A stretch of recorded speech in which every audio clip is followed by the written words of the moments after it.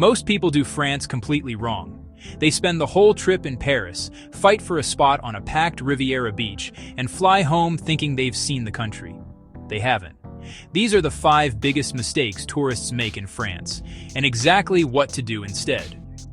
Number 5 is the one that separates a tourist from a traveler. Mistake number 1 is a classic: never leaving Paris.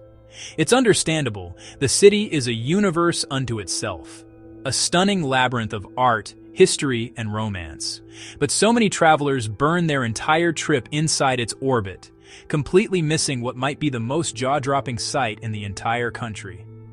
Behold, Mont Saint-Michel. It's a medieval abbey perched impossibly on a rocky tidal island off the Normandy coast. When the tide rolls in, the sea swallows the causeway, transforming it into an island cut off from the mainland entirely. At sunrise, the whole thing reflects in the wet sand like a perfect, shimmering mirror. A tiny village of winding stone streets, shops, and ancient homes spirals up the steep rock face to the abbey at the summit. This isn't a fantasy painting or a movie set. It's a real place, a testament to faith and engineering that has been standing for over 1,000 years. It's an easy day trip. Just take the train from Paris toward Rennes, then a shuttle bus to the Mount, about 4 hours total. Or better yet, make it an easy overnight stay. Check the tide times before you go. The spectacle of the incoming high tide is when the magic truly happens. Mistake number 2, fighting the crowds on the Riviera. Everyone piles onto the same packed beaches in Nice and Cannes and never sees the coastline's real secret. Just outside Marseille are the Calanques, white limestone cliffs plunging straight into water so turquoise it looks tropical, forming narrow inlets like Mediterranean fjords. You hike or take a boat to hidden coves where the cliffs tower overhead and the water glows electric blue. Barely anyone's there compared to the beach resorts an hour away. You could not make this up. Base yourself in Cassis and take a boat tour of the Calanques, or hike in from the trailheads. Bring water and proper shoes. The trails are rugged. Go early. The midday sun is brutal and the parking fills fast. Mistake number 3, skipping the villages. Tourists stick to the big cities and miss the France on every postcard.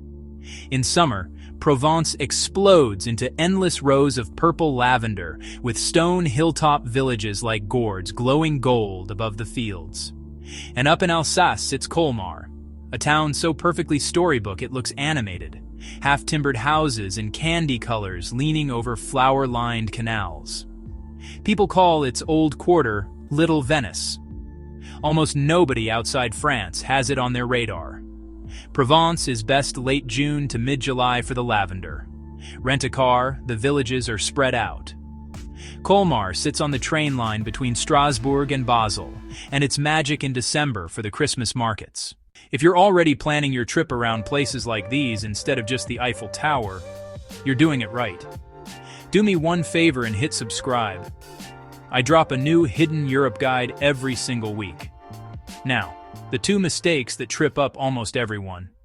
Mistake number 4, staying only in the cities. It's easy to get swept up in the romance of Parisian boulevards and charming cafes, but to do so means missing out on a completely different, wilder side of France. Because this country is also home to the tallest and most formidable mountain in the Alps, Mont Blanc. The legendary town of Chamonix sits in a deep valley directly beneath it, completely surrounded by jagged peaks, vast glaciers, and pristine alpine meadows. It's a world away from the city. For a truly humbling perspective, ride the cable car up to the Aiguille du Midi. At nearly 4,000 meters, you're standing with the whole mountain range stretched out below you in Mont Blanc, feeling close enough to touch. Or walk out onto the Mer de Glace, a massive glacier that truly looks like a frozen river, its surface carved by time. The scale of it all is terrifying and beautiful at the same time. Getting here is simple. Chamonix is about an hour from Geneva Airport by shuttle. A crucial tip: book the Aiguille du Midi cable car well in advance and aim for a clear morning. The breathtaking view can disappear in an instant the moment clouds roll in. Mistake number 5, rushing the Châteaux. This is the one that separates a tourist from a true traveler. The tourist ticks a box, the traveler soaks in the atmosphere. So many people race through one castle on a rushed day trip from Paris and think they've done the Loire. They haven't. The Loire Valley is a whole region of over 300 fairy tale palaces strung like pearls along the river. Château de Chambord is the giant, a Renaissance monster with a forest of chimneys and turrets.